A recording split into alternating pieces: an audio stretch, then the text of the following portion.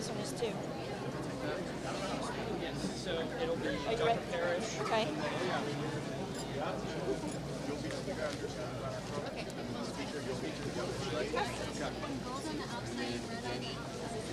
Okay, are you ready for me to ask? And if you're sitting, we get you to move your your chair as close as you can until this.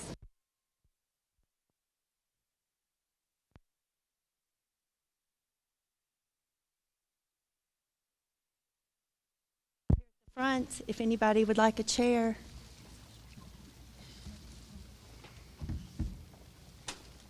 All right, are we ready?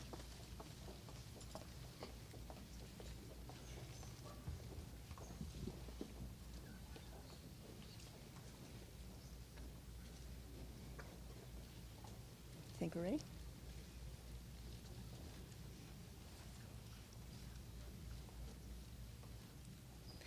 Hello, and thank you for being here. My name is Dr. Deidre Parrish, and I am the superintendent of Amarillo ISD. I want to welcome all of you, and I especially want to welcome our special guests today, Governor Greg Abbott, Speaker Dustin Burrows, Chairman of the Texas House Committee on Public Education, Brad Buckley, Acting Texas Comptroller of Public Accounts, Kelly Hancock, and one of our own local legislators, State Representative Caroline Fairley. We are honored to host you.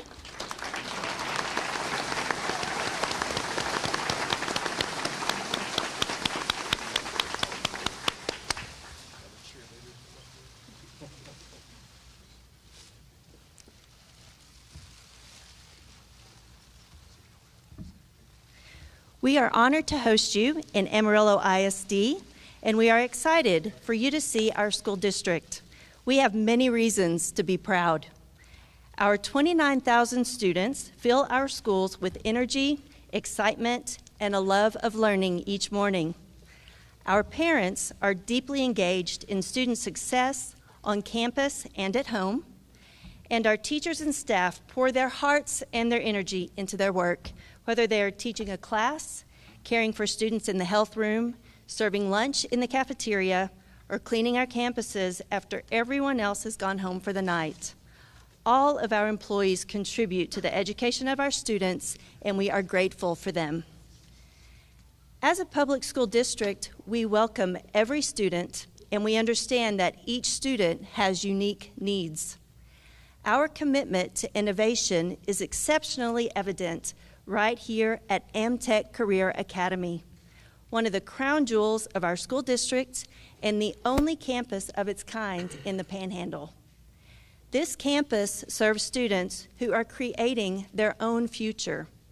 It allows them to plug into their passions, everything from technology to medical arts to business to construction and manufacturing. It is one shining example of how we provide choice for our students and families within AISD. Our district has taken action over the past year to prohibit cell phones during instructional time. The results have been positive. We have seen how our policy has helped students to focus on learning while at school and supported our teachers to manage their classrooms better. Representative Fairley, congratulations on your bill. We are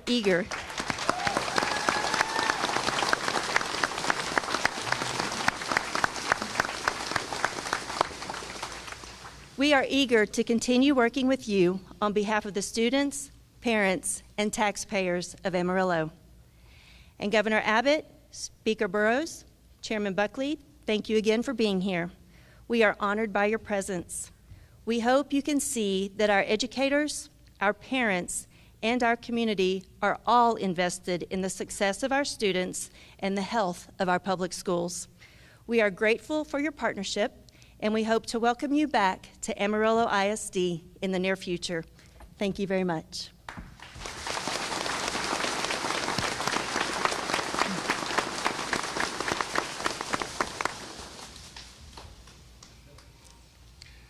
Listen, I want to thank you for your kind words, and I want to thank everybody for being out here today.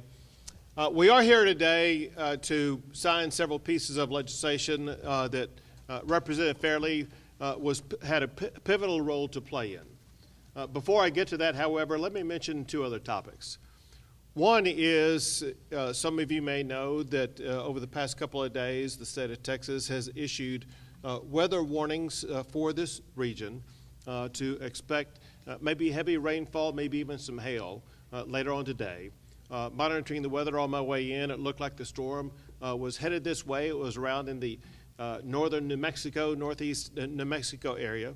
There is some heavy rain down in the Lubbock region as we speak later on today. Bottom line is this. When we see what can happen with weather, we don't take any chances. We want to be prepared. The Texas Division of Emergency Management has provided water rescue boats and other equipment to all the various regions across the entire state of Texas that could be impacted by heavier rain here in the coming 24 to 48 hours, including in the greater Amarillo area.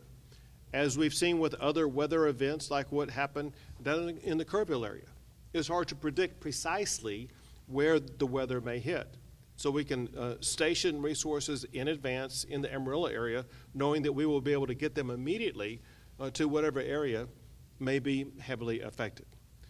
Along those lines, also, it's very important to point out that Speaker Burrows, as well as members of both the House and the Senate, had hearings in Kerrville yesterday to address the ongoing needs of everybody affected by the floods, not just in that region, but also the deadly floods that occurred in central Texas, ranging all the way up to San Angelo, Texas.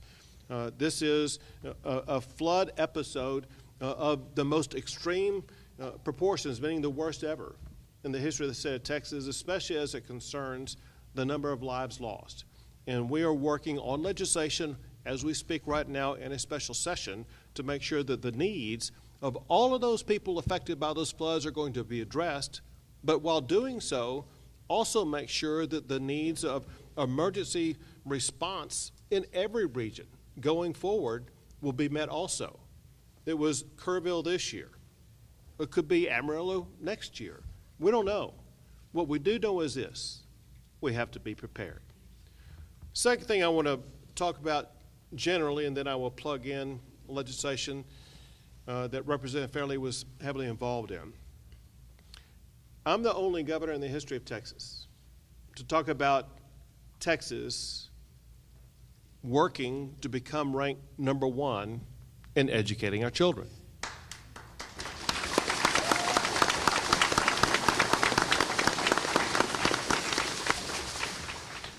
To be #1, which we are in so many categories, to be #1 requires more than just a talking point.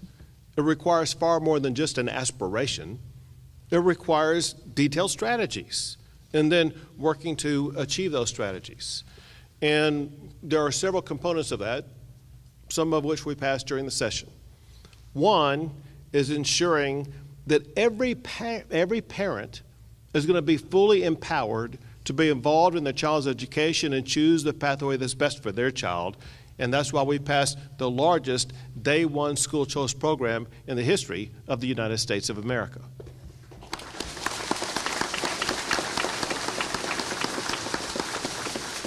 The leader of that was Brad Buckley right over here. Brad, why don't you step forward a little bit and wave your hand, let them see who you are. But I'm calling on you again right now because school choice is a component of part of the puzzle pieces to make sure we become #1. Another component is to make sure that our public schools are fully funded. And we achieve that goal by providing more than $8 billion to fully fund our public schools this past year. And again, Representative Brad Buckley was the chair and leadership of that effort. And then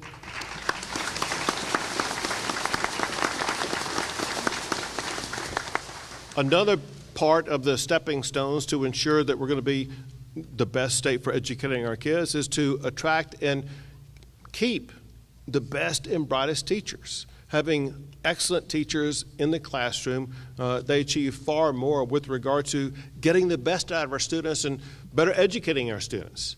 And to be able to attract and to retain those teachers, we passed the largest teacher pay raise in the history of Texas this session to get those teachers.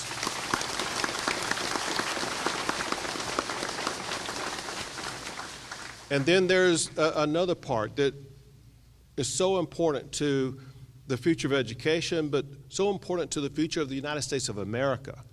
And that is education programs like AmTech Career Academy. Career and technology education programs are vital in the state of Texas, vital in the United States for two purposes. One, they are so important to the students. A lot of students want to go on to a four-year college, but a four-year college is not right for everybody. What a lot of students realize when they're in high school, they realize that they really like a certain area of career and technology that is going to lead to a very good paying job. It could be a welding job, an electrician job, or it could be a job fixing automobiles. Like I saw before coming in here, I got kind of a tour of some of the things that were going on in this college. But there's something else going on that's sweeping across the world as we speak right now that raises a lot of concerns among a lot of people about what's going to happen to all these jobs. And that issue is artificial intelligence, advanced technology. There are some stories that, in my opinion, that they provide false information about what it's going to do to jobs. They talk as though it's going to eliminate jobs, which it will eliminate some, but in the aggregate, it's going to add more jobs. Let me give you one quick example and then a detail. The one quick example is this.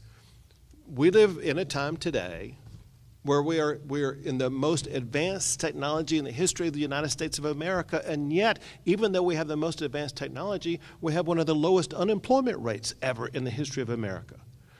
As we continue to advance rapidly in the implementation of artificial intelligence and things go along with it like robotics, we're going to see that some jobs that exist right now are going to be taken over by artificial intelligence. But at the very same time, there's going to be new kinds of jobs.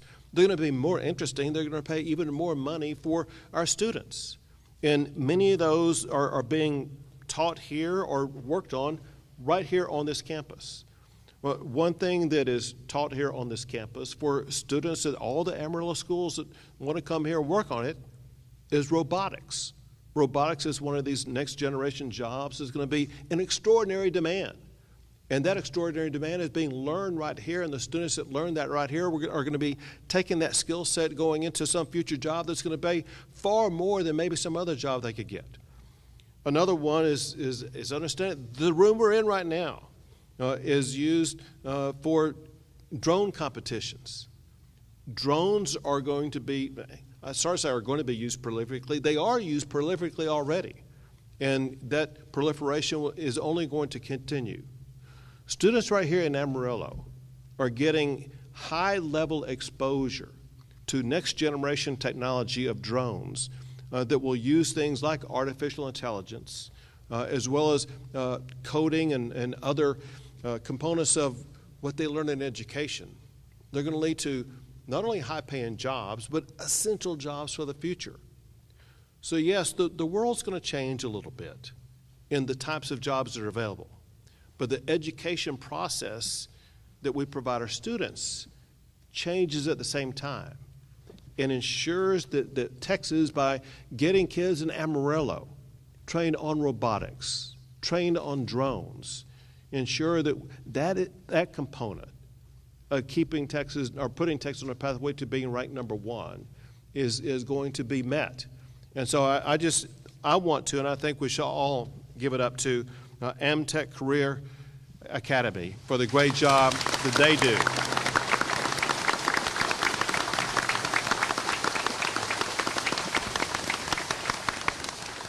We also have with us today someone who was a senator at the time that the legislation we're about to talk about went into place. But after the session was over, he has now taken over as the acting comptroller and running to be the next comptroller for the state of Texas, and that is Kelly Hancock right here, acting comptroller of the great state of Texas.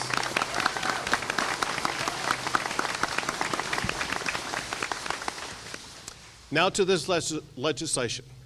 And again, to keep it in the same context I was talking about what Texas needs to do to be on the pathway to rank number one in education. And I listed several things required for that. Let me add one more. One more is that if we're going to be number one, it's going to require the undivided attention of our students in the classroom. Right now, the way that classrooms operate, the attention of our students is taken in a lot of different directions, in part because of the cell phone in their hand, in their pocket, in their purse, or whatever the case may be.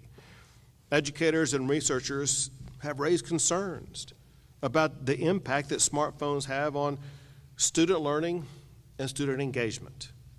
Teachers report that phones are a persistent source of distraction in the classroom. They hinder instruction time, and they undermine academic performance. Well, your own leader right here from Amarillo, Caroline Fairley, led the way in writing a bill that addresses those concerns. Thank you, Representative Caroline Fairley, for getting legislation to my desk.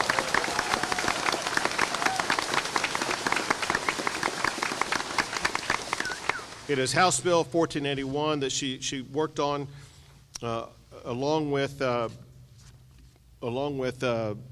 think Senator Creighton. Yes, sir. Senator Creighton, and I'll say here shortly. Let me just briefly describe what it does, and we'll sign it here in a second. It requires all public schools to restrict cell phone use by students during the school day. It gives, however, school districts flexibility to establish policies that meet the unique needs of their particular district. We know in Austin, Texas, we can't pass a one-size-fits-all program that's going to work in Amarillo as well as McAllen at the same time. So we're giving a level of flexibility to Amarillo ISD to be able to make sure that they're going to be able to maintain policies that keep phones out of the hands of students during instruction time, but also knowing that certain parents will have needs, certain students will have needs, and the school may have certain needs, all of which the school board will be able to address.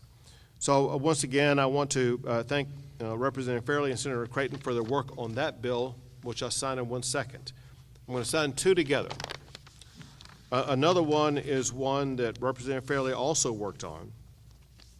Also, it involves our children and phones, but addresses it from a different direction.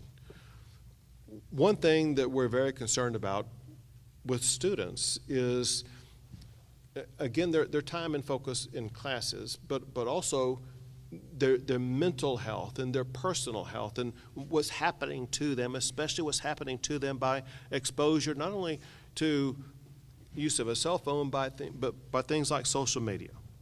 Experts have explained that smartphones and social media affect the mental health of children. It can become highly addictive. It can subject children to adult contact and even sexual exploitation. Those are just some of the reasons why the legislature passed Senate Bill 2420.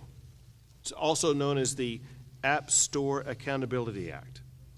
It requires app stores like the Apple App Store, the Google Play Store, to verify users' age when creating an account.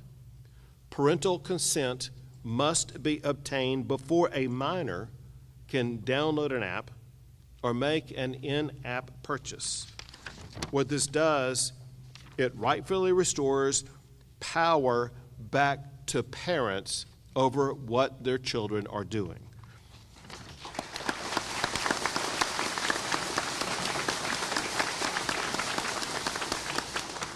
To give you a feel for how important this is, not just in Texas, but nationally, some of the groups that weighed in and said that we needed to get this bill passed included not just the Texas Medical Association, the Texas Pediatric Association, but also the National Center on Sexual Exploitation.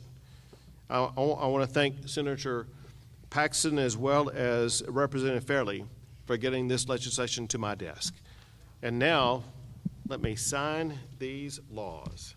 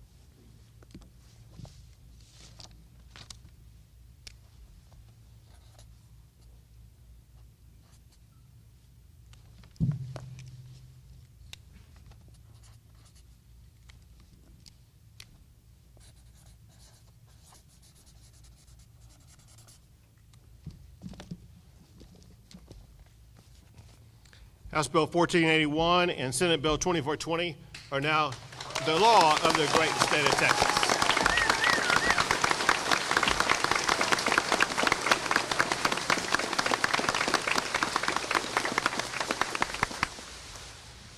So these laws and so many others that make Texas a better state over the course of this session, including those laws that allow Texas now to pass school choice, put Texas on a pathway to be ranked #1 in education, but so much more. They occurred this session, unlike other sessions, because we had the most effective speaker of the Texas House since during the entirety of my tenure as governor, and that is Speaker Dustin Burrows from Lubbock, Texas.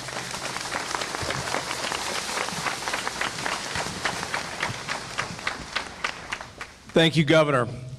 I want to underscore a couple of the comments our governor made. This was the most historic session for education since I've been there, as many have told me, probably in all their memory that they could ever find. We made a historic investment in our public schools, $8.5 billion. That is the largest investment in public education in the entire history of Texas, even after adjusting for inflation. That is money that's going to our classrooms, to our teachers, to our auxiliary personnel like cafeteria workers, making sure they get the raises they deserve. Investments in CTE, school security, things that are so important. Beyond that, we did bills that were parental bills of rights, teachers' bills of rights, so they have the tools to discipline children and restore order to the classroom. As the governor mentioned, the chairman in the House who served over that, Brad Buckley, is here with us today. Along with his wife, Susan, who both have real personal firsthand experience and helped get these across the finish line. But this is what I know. No matter how much we put in the classroom, no matter what we do, if we cannot hold the students' attention, we're not going to have an environment where they can learn. If our teachers have to compete with cell phones, if we have to compete with the apps they shouldn't have access to, there's not much that we can do, which is why this is so important. Governor Abbott, I've thanked you for many of the legislation that you have filed as the Speaker of the House. I'm also the father of 3 boys. Here in a couple of weeks, one's going to be in high school, one's going to be in junior high, one's going to be in elementary. Pickups are going to be a little bit different, and drop-offs. But I also know firsthand what it's like trying to compete for their attention. And these two bills are going to help not only them, but also the students around them and the educators do what needs to be done. So thank you, Governor Abbott, for making these laws.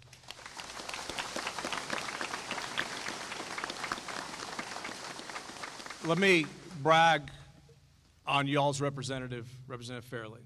I know everybody in this room has gotten to know her and knows how lucky y'all are to have her.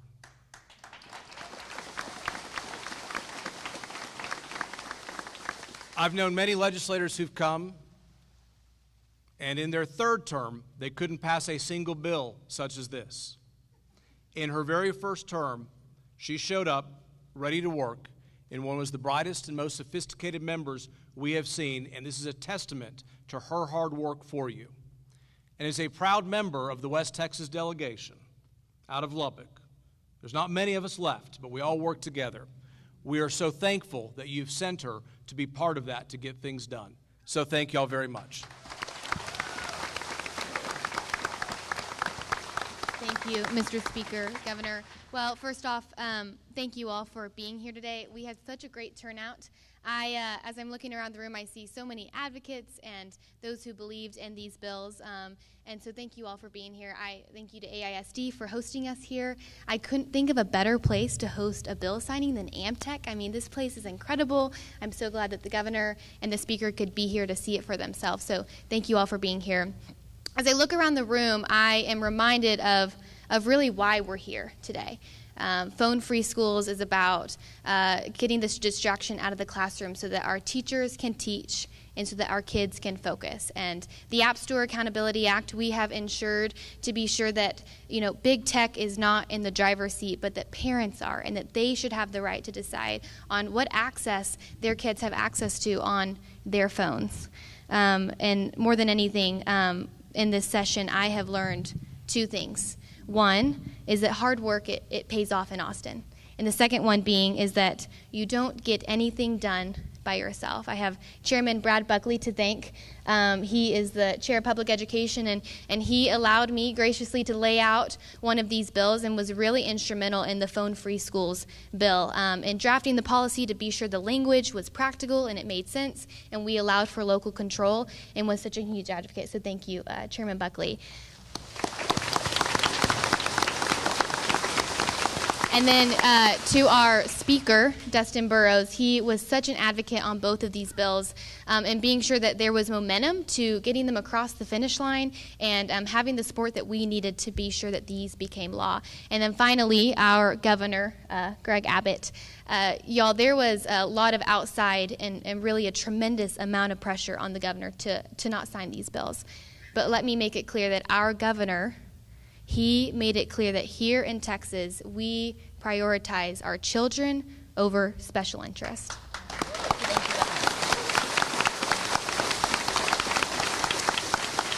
When I was first running for office, I had a woman here, a very prominent, well-known woman here in Amarillo, approach me, and she said, "Caroline, you're too young to run for office.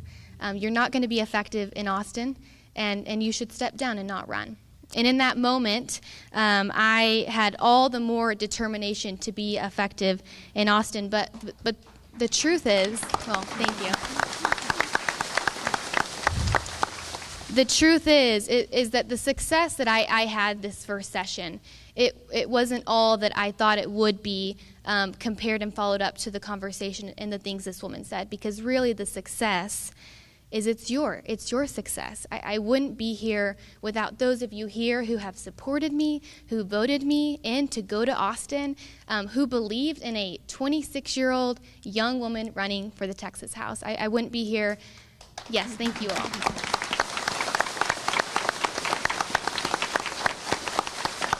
I would not be here without the many advocates.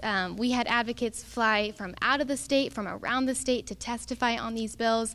We had parents and teachers and students that I sat down with to talk about this legislation and how it would impact them and how to keep the local control on this legislation. I had phone calls and emails. My staff was incredible when it came to these, and the success was theirs. And then finally, we had Maureen Molak. She flew in from San Antonio to testify on both of these bills about her own personal story about how she lost a son to phones and to cyberbullying. And she came and she shared her story. And so the truth is, we were successful in these bills. It was all of us, and I couldn't have done it without you. And I really do believe that both of these bills will have a lasting and enduring impact on our families, on our students' health, on our teachers and educators, and I could not be more proud to be a part of the team that delivered it. So thank you so much.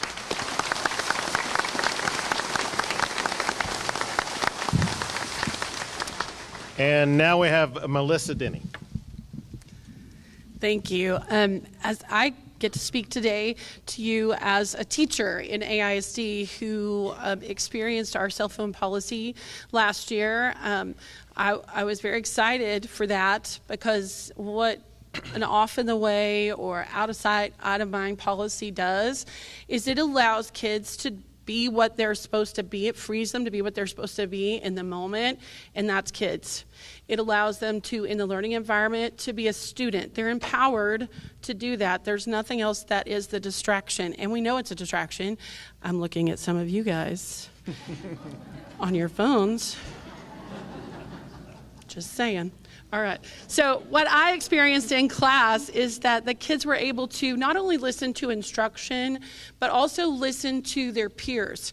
Because in a learning environment, it's not about just what the teacher says. It's about what their peers are saying, the questions that they're asking, the comments that they're giving, the clarifications that they're getting, the interaction that they're getting. And when I'm able to sit next to someone and interact interpersonally with them as a student, without that distraction, because it is a distraction, that buzz in my pocket or that buzz under my leg, they put their phones under their leg, makes me want to know what's going on, or that flashing light, or the music in my ear. I'm not engaging fully with the people that I'm sitting with and working with. I'm able to collaborate when I put that phone away and it's off and it's not even a part of what I'm thinking about.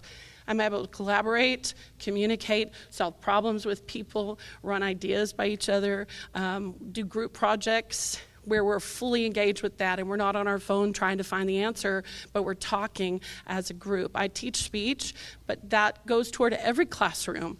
The children need to be speaking to each other and interacting with each other and listening to the teachers. A lot of people think, well, it will be difficult to put that policy into place. And with anything, when there's a routine or a procedure that you have, it takes a little bit of work. But I think teachers are willing to do that because we will see that the impact. What I saw is that students got more of their work done in class where I could be there to help them or their peers could help them. And they weren't just taking it home because they spent, you get on your phone to just check that snap and you go, oh, well, I've got to do the threads. The children got to take care of those things or the texts. And then they've spent 30 minutes on their phone instead of using that class time wisely. So even though there are a lot of things that people go, well, what if this, what if this, what if this? Those are the things we work out in the classroom. And that's what teachers have been doing all along, is working out all those policies and procedures and routines in the classroom. And it worked last year. And I think what will be an end result of that is it's a really good thing for our kids. Thank you.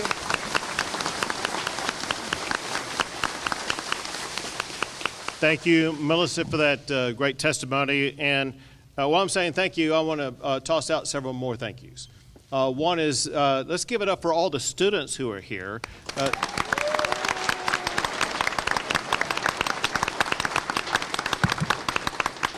course, I know school hasn't even started yet, and we got pretty good attendance already.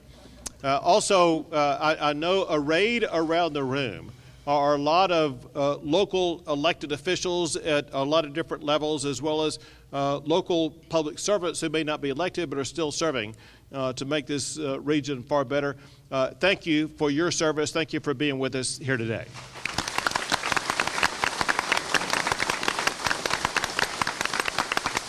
Then a very special thank you. Whenever I come to the region, we always have leadership from Texas Tech University, as we do today. So thank y'all for being here once again.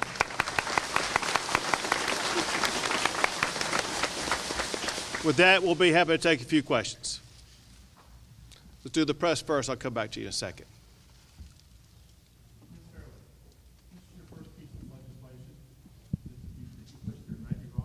Yes, sir.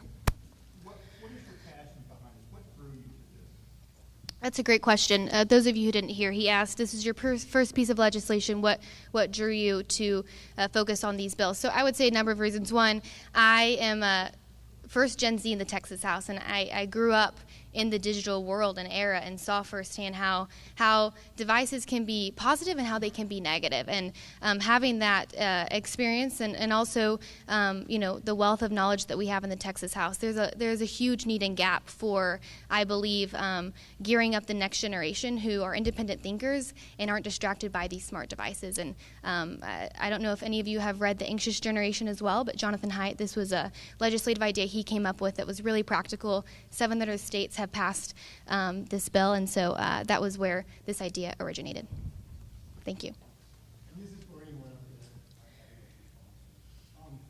there. Is there other bills that are being looked at to truly make the schools safer? I mean, as far as hardening the schools, restricting certain people from getting handguns, whatever. So making sure that schools are safe is an ongoing process.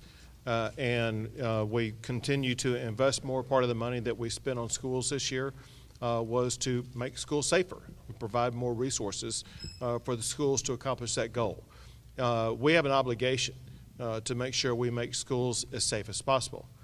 I will tell you something interesting that has surfaced here in the past few months, and that is a new tool that's very effective that we look forward to attempting to deploy sometime either this year or maybe next year, and that is the use of drones to make schools safer. And so maybe drones that are made right here at this location could be deployed to make Amarillo schools a whole lot safer. But as technology continues to evolve, it is a far more effective tool at a lower cost to make schools safer. And we will never relent or let up in ensuring that our schools are as safe as they can be. Governor Abbott, how does this, help support your mission to make Texas the #1 education system in the United States? When you say this, you talking about these bills or something else? House Bill or Senate Bill 1481? So listen, for both of these bills, Caroline said it perfectly, and that is, we got it, and Melissa did also, we have to make sure that during the few minutes we have in a class where children have the opportunity to learn a particular subject in that class, their full attention is devoted to that subject, whether it be in reading what they're supposed to be reading, writing what they're supposed to be writing, listening and interacting with a teacher, or listening and interacting with other students. Those are the components that lead to a more robust absorption by the student of the class content, as opposed to being constantly diverted away from that by your phone ringing, a text coming in, a social media post coming in, whatever the case may be. It does just require that undivided attention, and that means that the students will be learning more in every class that they have. And do you believe that 1481 will help support student safety and school safety as well? It does. Both of them work towards that, because part of the safety is getting kids away from things that would be occurring over the course of social media that could either cause them to overreact to a situation or could lure them into an endangered situation. And we want to protect children from any types of those encounters. And so I think both pieces of legislation not only help students be better students, but also safer students. More questions? Rep. Fairley, why do you think it's so important to give our local school districts, the power to determine their own policies under this 1481 bill? Well, the governor also mentioned this earlier. Texas is not a one-size-fits-all. And so when you look at legislation, Texas is so diverse. The Panhandle versus your urban areas are very, very different. And we want to allow school districts to implement the policy that they see best fit for their kids. The principle of the bill is the phones do not need to be out to have a distraction during the class day and during instructional time. And so we believed when we crafted this legislation with the help of Chairman Buckley and the Speaker to be sure that we allowed as much local control so that in that community we allowed them to craft policies that were best for the parents and the students and the educators. Great. You have a question? Go for it. Thank you, Governor. And I don't have much of a question, but I have a thank you for you and Caroline, because I spoke on this bill. My name is Castaneda Fitzpatrick. I am a 14-year survivor of sexual exploitation. Because of signing this bill, I just wanted to say they got me when I was 10 years old. So when I went to the senator and I went and spoke on this bill and testified on this bill, and I know there's a lot of children in this room, but I am what your child can become. So I want to thank you, Governor, for protecting our children, because I don't want another child to have to go through what I went through at the age of 10 years old, and I was out there for 31 years. And thank you. I'm glad to be in this room, and I want to give you a personal gift, you and Caroline. It's a copy of my book. It's called 31 Years in the Desert. Because when my mother let go of me when I was 10 years old, that's when the streets grabbed a hold to me. I was trapped in a house for 2 weeks when my traffickers did whatever they wanted to do with me. I lost my childhood, and there's so many children in this room, and I don't want anything ever to happen to them or for them to live the life that I had to live at a young age. So thank you both. Thank you. Thank you so much. Thank you. Thank you so much, Greg. She highlighted something that we talked about but must be doubled down on. When a child goes onto a social media site, when they start chatting with someone, it may seem like it's harmless. It may almost seem like they're developing a friend. But it could be that it really is a predator. Predators are so savvy, and they can suck a young child into a compromised situation that child may not be able to get out of. And I wish you were the only example of the story that existed. But the fact of the matter is, you well know, there are so many others like you who got trapped into a situation beyond their control, especially at a young age. Thank you for your testimony. Thank you for what you did in the session to help this bill become a reality. Thank you all. God bless you all. And God bless our great state.